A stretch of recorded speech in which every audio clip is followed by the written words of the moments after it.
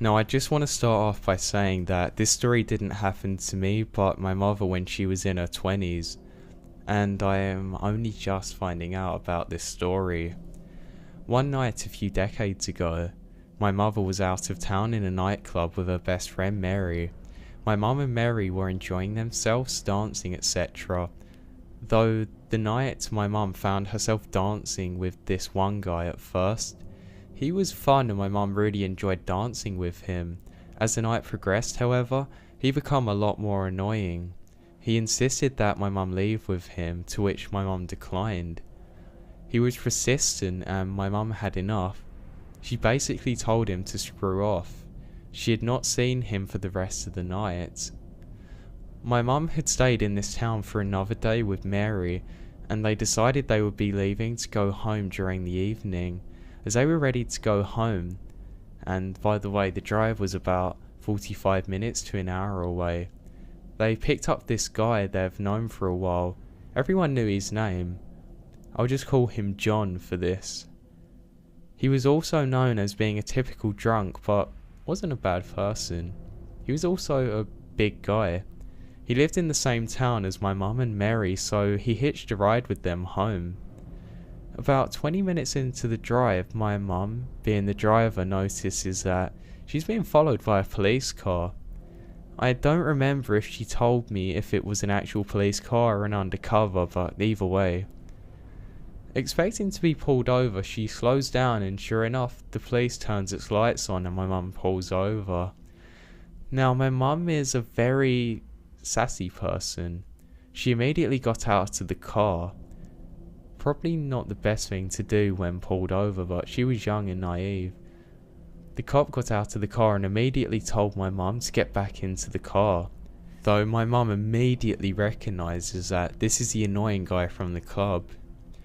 My mum, being herself, told him no. She says, "I'm exercising my legs." She started doing jumping jacks. The guy then puts his hand on his holster as if he was about to shoot or something. He then yells at her to get back in the car. My mum says, "Absolutely not, I remember you. You're just mad that I wouldn't leave the club with you. You had no reason to pull me over. You're ugly."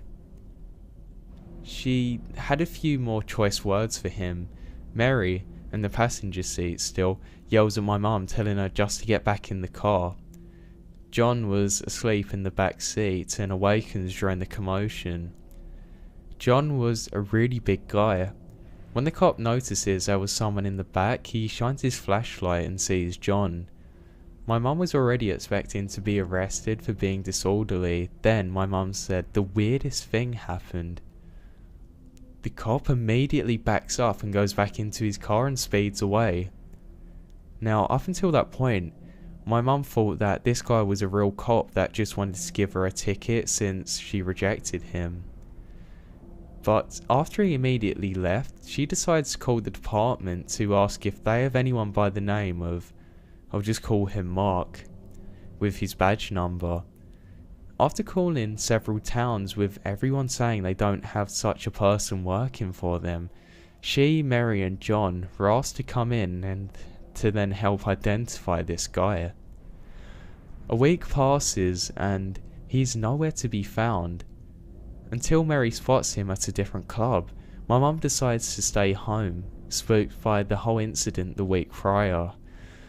Mary sees him and immediately calls my mum. They're both freaking out at this point. My mum calls the police right then and gives them the location. State troopers and police from several other towns arrive and get this guy. They then raid his house and find tons of police officer paraphernalia, illegal weapons and pictures of several women in his house. He's acquired many charges including impersonation of a police officer and something along the lines of intimidation with a weapon. He ended up being put in jail for several years.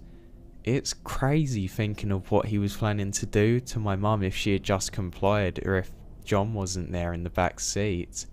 He had a set of cuffs in the car.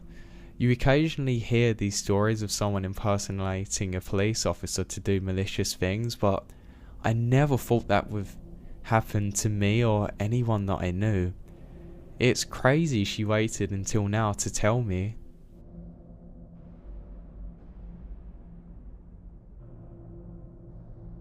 I've worked at the same grocery store for the last 4.5 years of my life.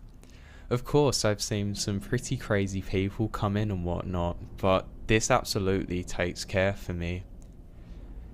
It was a regular work shift for me as a cashier, with me working short amounts of time as I was only 16. I tend to keep to the same schedule because I liked the days that I was working on, and it really kept me on the ball being in school and all. Since I worked during the days on weekends, I would usually see the same few regulars, which was not uncommon for me at all. One customer usually stood out to me though.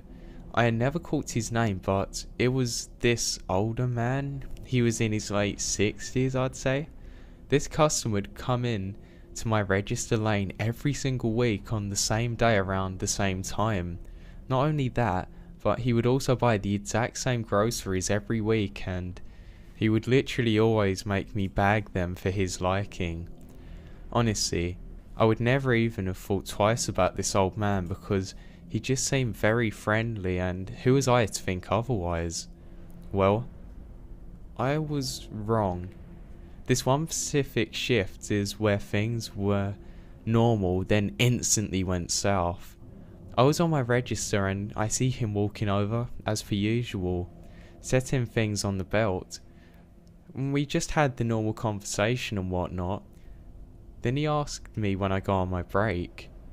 Not only did I really not know what to say for sure, but even if I had, I would not have given him the information, because why would I give that out to a stranger? I have something in my car for you. You should come out on your break and take it. I'll wait for you. Oh, I had no idea when I will be going on break. It could be hours. That is okay. You know what? I've got a better idea. I will get it for you and bring it to you right now. Now, I really did not know how to take the situation, so I notified my manager quickly about the interaction and made sure that he kept an eye out on him for me. Lo and behold, he comes right back 15 minutes later with a manila folder in his hands. The customer stands right at the end of my lane and watches me for over an hour, just standing there waiting for me. Not even small talk, no. He doesn't even break eye contact. He doesn't talk to anyone else. The manager has been watching him and finally pulls him aside and says that it's time for him to leave. But the customer then explains instantly that he has something for me and it's important. He then instructs my manager to give this to me and that it's very important to me and he must do it as soon as possible. My manager says yes, of course, and he then leaves. Mind you, my girlfriend is actually currently working in a separate department and is notified and she comes over. I will never forget what I see while I was still cashiering. My manager and girlfriend open up the folder and the colour from their faces just immediately drained. I see them shuffling through tons of papers until finally my girlfriend snatches a folder and rips it in two. My manager pulls me off the register and tells me that he had left. It turns out he had written hundreds of love poems to me and some for his deceased mother as well. It's just terrible what he was writing in there. This man had been obsessed with me. I felt sick to my stomach and wanted to immediately throw up. Later on, the police come and they ask me some questions about the incident and I give my statements and such. They eventually found him on our camera system from earlier that day and they had enough evidence to give me the option to file a restraining order on him, as well as legally ban him from entering the store. The police eventually contacted him and when they asked him to confirm what he had tried to give me, he instantly hung up after talking for some time with the cop. I haven't seen that man yet, thank God, but I know that I never plan on it.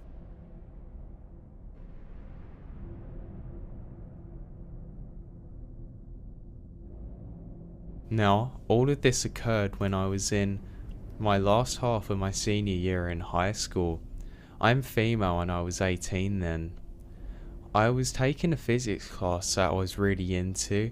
I'm artistic and I'm really getting an arts related degree now. But at the time, I was just really enjoying the meshing of maths with getting to build things.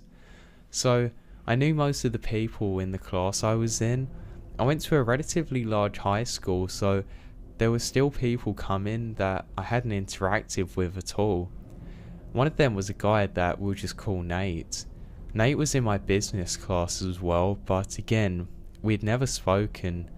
Nate never really participated in the class too often. To be honest, I never really thought much about him. He looked like an average kid of a high school boy. Nothing weird or off. He usually just wore the same hoodie and same jeans, which is like camo in a sea of teenagers. He played games on his phone before class. Pretty typical stuff, I think. For one of our class projects, we were assigned into groups to build one of those Rube Goldberg machines. If you don't know what that is, those are the silly little machines that's supposed to be really overcomplicated and ridiculous. Like in cartoons where something falls off a shelf and creates a domino effect that drops a bowling ball onto someone's head. It's hard to explain, but they're really neat. Anyway, I'm going a bit off the rack. I was paired up with two casual friends of mine and Nate. After battling through everyone's schedule, Nate offers to come build the thing at his house. The machines take up the whole room, so we needed a lot of space. All we needed to do though, however, was just record it, doing some things on a camera and show our class later. I have social anxiety and I'm pretty introverted as a person on top of it. Right away, I was already a little nervous to go to this guy's house that I didn't know well. I did what a lot of people with social anxiety normally do. I overthink. I wanted my friends to show up with me so that I would not have to go there alone. I convinced my mum to pick up my friends on the way so we could go in together. I don't drive, which is another result of my anxiety. My planning almost worked.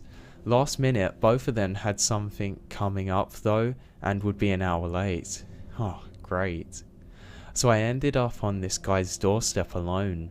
He opened the door and I just stood there and he stared at me for like 20 seconds before saying anything. I just assumed that he was nervous about having people over. I thought maybe he had anxiety too or was shy or something. I could emphasize with that, so I sit there and brush it all off as social awkwardness. Quickly though, something felt weird. He told me his father and sisters were gone for the weekend and that he had the house to himself. The house had this really insane looming security system and speakers in every ceiling in the corner. He showed me to the basement. Apparently, we were going to be working down there. I just told myself that I was overanalyzing the situation and that it was going to be fine. Yes, I went into the basement straight after. So, for the next hour, I was trying to help him, and we were trying to start building this machine. I asked him if he had a specific supply we needed, and he gave me some really vague response and just sort of stared at me. Like, it's hard to describe, but it wasn't even like he was looking at me in the eyes, just staring me in a hole like I was a lamp or a picture or something. All the conversation was completely one-sided on my part. I asked him where his family went, but all he said was that he was just glad that they were gone and some weird remark about how he hated his sister. Basically, it was an hour of me standing awkwardly on the cement floor feeling cornered. I asked him for a tape, etc., and he'd make some comment about not being sure if we needed the tape and just kept staring, completely ignoring what I actually said. Eventually my friend showed up and it was like some switch was flipped in Nate's head. Suddenly, he was all casual and semi-helpful in working on the project. Our partners were confused by how little had actually gotten done in the hour we had been here. I didn't really know how to explain what had/hadn't actually happened to them since he was acting so different now. I think mostly it's because I second guess myself a lot, so I felt insecure in how creepy I found him. So about a week passes. We turn in our project, got a pretty good grade, and I'm relieved I am no longer going to be forced to interact with Nate. Wrong. The next few weeks felt pretty normal, then suddenly, Nate starts sitting directly beside me in both classes. The staring continues. Occasionally he scoots his chair closer to mine. He doesn't really speak to me, he just sits at the table that we're at. It goes unnoticed by those around us. I tried to brush it off mostly. I'd occasionally move away, tried to send cues to that guy that I was uncomfortable. I assumed he had a crush and didn't know how to go about talking to me or something. Eventually, I got up and had the nerve when the closeness was so obvious. Not even I could second guess myself to that he was weird. I said with annoyance, "Can I have some space, please?" The guy was literally looming over me. He stared at me and he was almost startled for a second and moved over. I wish I told the teacher about it or something now. I thought I could deal with it and I'd be fine. The last unsettling thing that happened is that he started bringing cookies and stuff in a Ziploc bag to class. Like a single cookie in a single plastic bag. Just one. Hand-baked. Saton cookie. Like he brought it just for me specifically. He'd offer it to me again the next day. I told him no and thank you every time. Maybe it was just me being paranoid, but I always knew that there was something off about him. I don't think they were drugged since they were in the middle of the class, but I just felt like it was off. The year ended and we had our senior class trip. They brought buses to take us to a theme park for the day. I was really excited, no thoughts of Nate. High school was over. I'd see him at graduation and that'd be it. I spent the day with a group of friends. Some of them had already graduated and come back for the meetup. We had a really good time. Close to the end of the day, Nate came up to me, casually asking what ride I was going on. A friend of mine just assumed that I know him and told him what ride that I was about to go on. He just sort of nodded and walked away. When I got off though, I didn't see him, thankfully. I didn't think about him for the rest of the trip. When we were leaving to reboard the bus, my phone started vibrating. It was an unknown number. "Where are you?" was all it said. I then asked who it was. "It's Nate." I realised he still had my number from the group project. "What do you mean? Where was I?" My entire day was ruined because I spent it looking for you. I didn't get to enjoy the rides because of you. At this point, I was shocked and confused, then really annoyed. My best friend was sitting with me as this happened. This is not really a conversation that went on for more than a few minutes. He started swearing and accusing me of ditching him and ruining his day. He kept saying it was obvious that he was into me and that it was my fault he thought we were dating. My friend ended up taking my phone and telling the guy not to talk to me again, and that he was trying to emotionally manipulate me and told him to go away. I was really shaken up on the ride back. I never talked to Nate again, but the staring did continue at graduation. He circled me as we were lining up, but I think the amount of people around me put him off. I think what I found most unsettling was how undetectable he is. I could never tell what he was actually thinking. I know people probably have a lot more aggressive stalking experiences, but I still wonder how the thing with Nate started / what his intentions actually were. What was he thinking that hour in the basement?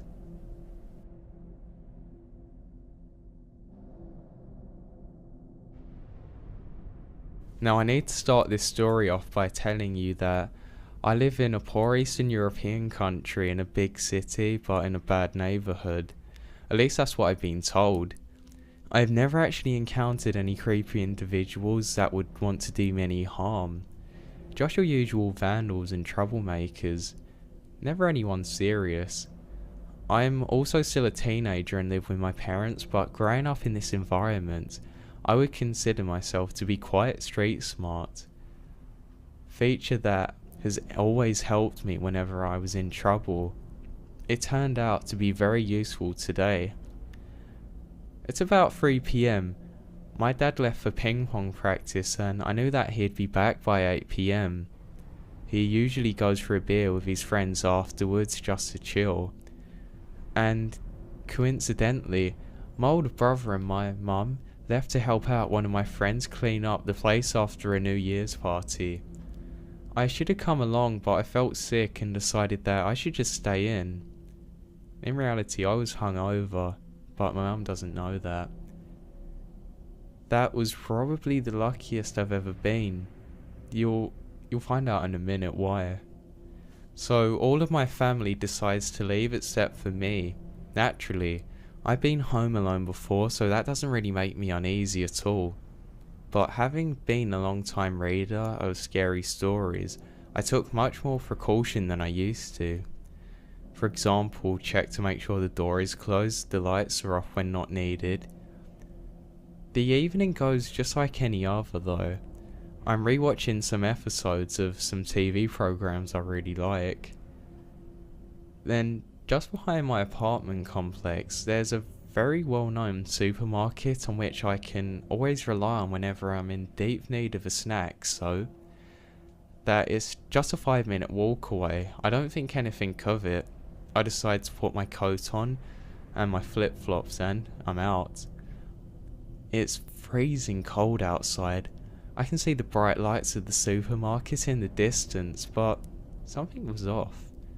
In front of the automatic doors there was a small robust figure. As I got closer I could distinguish his face. It was this man whose face I've seen before. I couldn't remember quite who it was, but I remember seeing him countless times roaming around the block of flats, but never actually thought anything of it. He was dressed poorly and was staying in front of the doors as if he was guarding them. I asked if the supermarket was still open and he pointed at a paper which was clipped near the schedule. It was closed at 6 PM due to the holiday season. It was now 6:20. I let out a sigh and wanted to return around to be back on my way home, but he told me in an alarmed voice that there was a very close boutique next to the supermarket. I told him I didn't need anything important and that I would come tomorrow, but he kept on insisting and saying it's a 2-minute walk away from there. And while staring at me in a weird manner, that was the first red flag, but I found a logical explanation in my mind, thinking that maybe he was just eager to help. Maybe, so I thought I'd give him some money. That sort of made sense in my mind, but I was still alert. So I walked past the boutique and took whatever I could find fastest, paid, wished the shop owner a happy new year and left in a hurry. As time passed I was getting more and more nervous for some reason. I guess it was just my gut telling me that something was off. What really made me switch was the fact that I had been gone for 5 minutes as I was passing the supermarket, and this guy who was usually roaming around my area was nowhere to be seen. At that point I started jogging towards my apartment, all the while trying to calm myself and imagine plausible explanations as to why this guy wasn't there anymore. I got to the bottom of the stairs of the front door and in the distance I noticed a tall dark figure entering the elevator, and at the same time, almost planned, the automatic light switched out. I desperately ran towards the interphone and clumsily got my keys out to open the door. As I ran to the elevator, it was still running. I live on the 7th floor. I could see it go up to the 3rd, then the 4th, then the 5th. Then it stopped. And I let out a big sigh of relief. But I was still skeptical, so I took the stairs. As I was walking up the stairs, almost laughing, I noticed that above me the lights were on within the 6th floor. That was a bit curious, but I kept on walking. Suddenly, I saw the light on the 7th floor turned on and I stopped. Looked above and hoped that whoever it was would go on to the 8th floor. A minute passed and it felt like hours and the light on the 7th floor was still on. I decided to take action, so I ran all the way up to the floor and I saw something that almost made me pass out. The tall dark figure was kneeling at my doorknob, trying to, what I presume was, lockpick my door. In these kind of situations, I rarely get angry. I just want whatever is going on to stop, so from afar, I shouted out a weak, "Hey!" And the guy in an instant turns around and stands up. I see him for a split second and he looks absolutely terrifying. Long black trench coat, a hat and leather gloves. He smiles at me and reveals his yellow unkept teeth. He keeps smiling at me. Do you know that stomach churning feeling when you stumble upon something that is scarily out of the world and wrong, that you can't just look at it, but you know you want to? That was it, amplified by like 1,000. I was shaking and to my surprise, the man took off running. Before he reached the stairs, he mumbled, "Sorry," and got away. I was still in shock and couldn't follow him or call the police, or even move for that matter. I easily got to the door of my apartment and noticed that there was a pin stuck in the door where he had obviously been trying to open it. Yep, he was definitely trying to get into my house. Who knows what he wanted? My parents wouldn't be back for about 2 more hours and I'm still not sure if I should tell them or even call the cops. Thinking of this in retrospective, I think this tall man and the man in the front of the supermarket may have conducted a plan. It would have been all the more convenient for him to catch me off guard like that. Either way, that is one scary thought. One thing is for certain, I will be keeping a bat in my room from now on. So much for New Year's resolutions.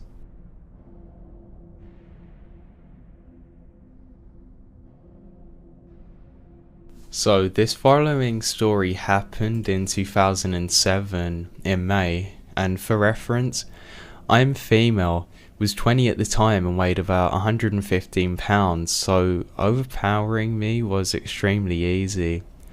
I live in a city in Northern Ireland, and at the time I was best friends with my ex-boyfriend.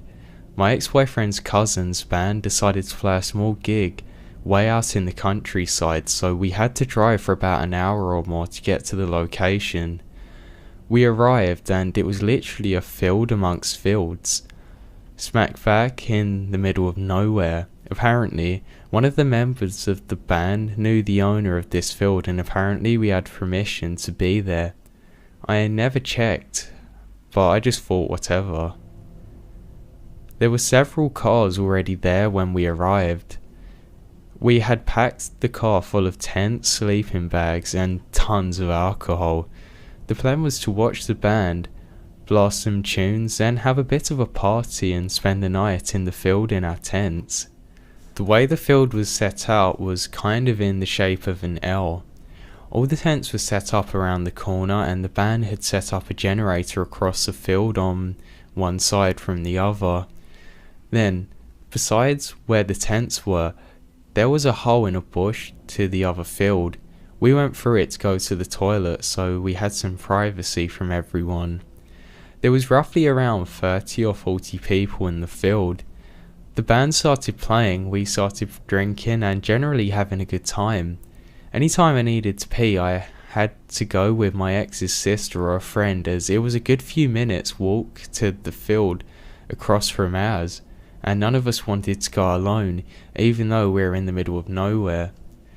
I was sharing a tent with my ex for the night. At about 3 AM, I decided I had enough and wanted to go back to sleep. I told him I was going and made my journey across the field to the tents. As I got in the tent and pulled down the zipper, I felt someone tugging at me and assumed it was my ex, until I heard an unfamiliar voice say, "Let me in." Quite aggressively, I yelled out, "Who are you?" And he said, "I know you're alone in there, and you can't hold the zipper down forever. Let me in." Over the next minute or so, I was gripped onto the zipper of the tent and holding both sides of the fabric together, trying to prevent this guy from getting into my tent.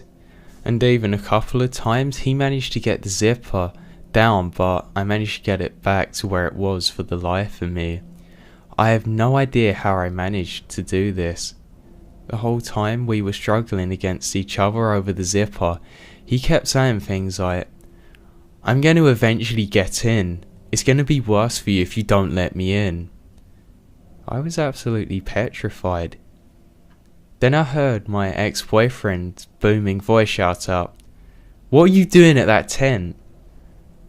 Then I heard a smack and a thud, and my ex called to ask me if I was okay. My ex saw what was happening, punched the guy, and he fell. He had watched me walk to the tents and watched this dude follow me behind, assuming he was going to the loo, but he kept watching just to make sure. When he saw him turn towards the tent, he then come over to make sure that I was okay. Thank God he did. Anyway, a huge fight broke out, and then one of the creepy guy's friends ended up hitting him too. Turns out, he was known for this kind of creepy behaviour, and he'd been in some trouble with the law for stuff like this in the past. And my ex's cousin had said that he was staying over at her house with her brother one night, and she woke up to find him standing over her bed watching her sleep. I don't really know what his intentions were. Had he managed to fight his way into the tent that night, no one would have heard anything because of the music where it was so loud, but thank goodness my ex still cared enough about me to keep an eye on me as I made my way back to the tent that night.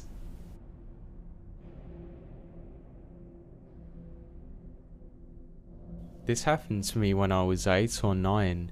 My house was set up weird. I'll explain.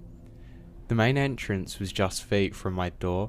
We had a hallway that had a door to my sister's room, my parents' and mine. The bathroom was across the hall, way away from mine. I shared the room with my younger brother, who was a sound sleeper.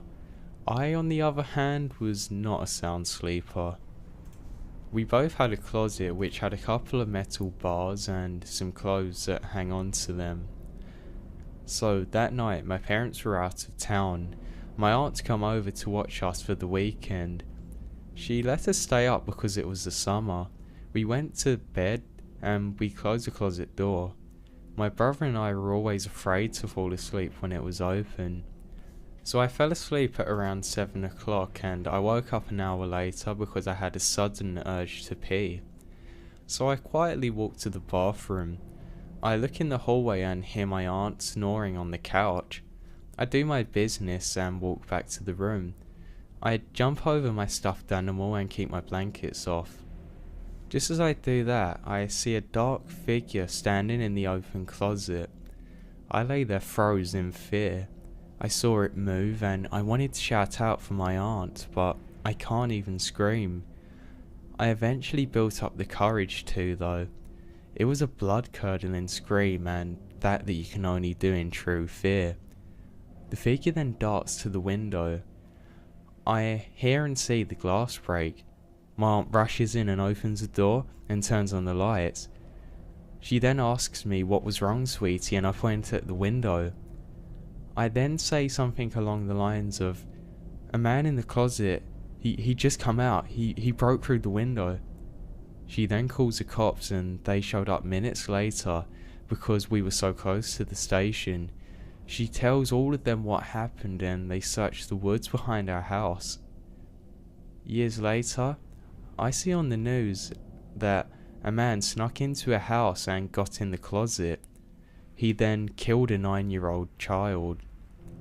I am lucky I screamed, otherwise I would have had the same fate as that girl. He later on escaped the cops when that he was being transported from one prison to another. Since then I put on muscle and always carry a gun. I won't let him escape again.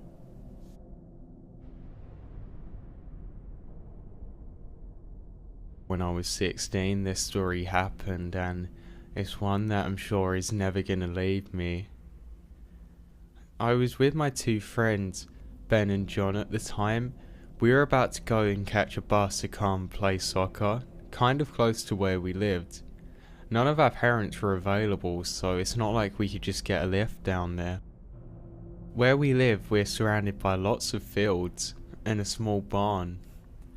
We never really think too much of these places because, well, there's nothing there. I walked up to their houses and we all go to the bus stop together. As we're there, we realise that we're at least half an hour away from the bus. This really annoyed us, but we didn't have a choice because, like I said, there was no other way we're going to be able to get a lift down there. So we just started all talking amongst ourselves. You know, it was just general stuff, mostly about school actually, and what our favourite soccer teams were. It got really interesting actually, and we kind of got lost in our own world. Now, at this time I think it's important to mention, it wasn't dark, but it was beginning to get so. It was one of them very cold winter months. We did have a lot of fog then, and that was another reason it probably wasn't a good idea to get a lift. Where it was getting dark and there was nothing to stop the fog forming, sometimes we would get really bad fog.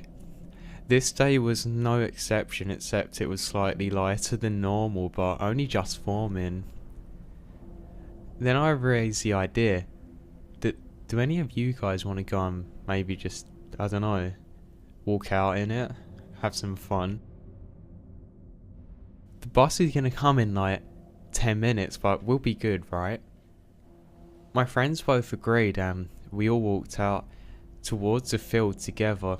We made sure that we didn't go too far away from the bus stop, however, as we always knew that we'd be able to see it coming from a long way away, so we wouldn't have a problem just running to it. One thing that was weird to note was that there were no other cars around. Now, the bus stop was a bit away from our houses, but I didn't realise it at the time, but there were no people. I don't know, it was just really odd, and it seemed to be getting dark far too quick. As we were there, we saw some normal things, you know, just like a scarecrow and whatnot, but nothing else. We didn't pay too much attention to what was going on around us. We just thought it was funny because if one of us walked too far, we would just disappear. We were all calling each other names and that from in the fog because we just thought it was so funny. Just as we were doing that, one of my friends called out. This time he sounded different though. He almost sounded scared. I didn't hear exactly what he said. I didn't know if it was the fog, but I just found it really hard to listen to what he was saying. He was saying something about, "Quick, there's someone coming." Now, I don't know why, but at this exact moment, all of us seemed to be filled with fear. It's hard to describe because we didn't have this feeling a second ago. I laid low, I couldn't see what the other two were doing. And just as I was laying to the ground, I realised how cold it was. And then, I was just silent. I was almost sure that I could start to hear the same thing too. It sounded like somebody whistling. The only thing that didn't make sense though, however, was when I stopped to try and locate it, I just couldn't. Again, I put this down to the fog distorting it, but I don't know, it just didn't make sense. It was almost like the whistling was coming from two sides even. Maybe there's more of them. "Oh no, maybe that's the farmer and he doesn't want us here," I whispered. I didn't get a reply though. The The whistling stopped abruptly. Oh god, they found me, I thought. I decided the best thing to do would be just to lay low still. And just like that, the whistling started again. This time it sounded more distant. As I was laying there, I got the shock of my life. It was the loudest boom I'd ever heard. I know it was lightning, but imagine laying down on the floor, not being able to see around you, not even thinking it had started raining, scared, trying to hide from somebody. This really unsettled me and I didn't know what to do now. I started calling out for my friend's name, but I didn't get a reply. God, I've got to get out of here, I thought. But the whistling come on again. That mixed with the rain and the thunder, it was just so unsettling to me. And boy, had it got dark. It was almost like time was going too quick around me. It's an experience that I've never had since. I decided that it was about time I at least stood up to some degree. I began crouching now and looking to see if I could see my friends. I kept whispering their names. Guys, any of you, where are you? I figured that I was in fact on my own, but I didn't know who this was around me or what it was whistling. I thought that the rainfall and the distortion from the fog would give me just enough time and cover to be able to get out of there. So I began jogging. Only problem was I couldn't see where I was going. I jogged for a good 2 minutes and then stopped again. I just waited in silence. Then I heard it again. This time it put fear into me that I've never felt before. It was that same whistling, but it was almost like it was on top of me.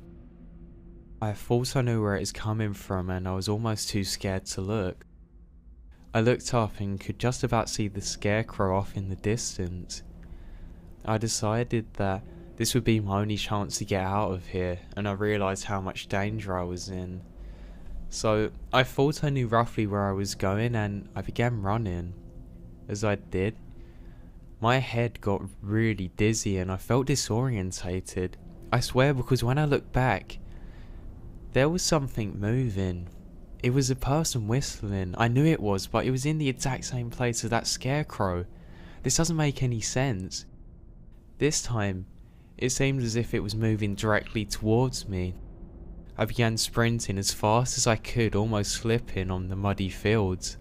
I was so desperate to shout out my friends' names, but I was just so scared I couldn't make noise. I just kept on running. Now I can run pretty quick anyway, so I really deployed this now. I started to get out of breath and stopped again.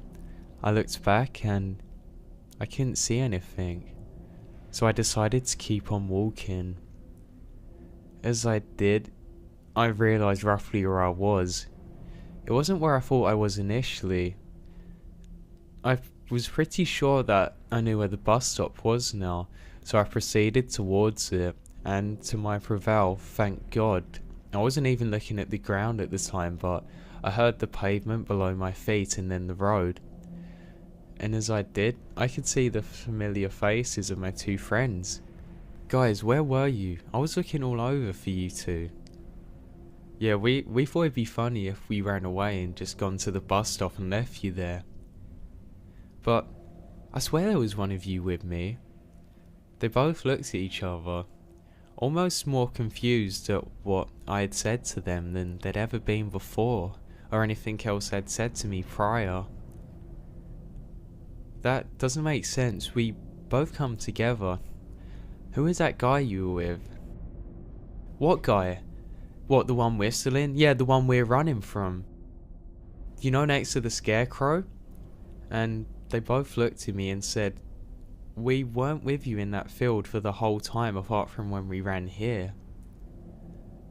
I said, but surely you must have. Look, that's the scarecrow. What? Who's that?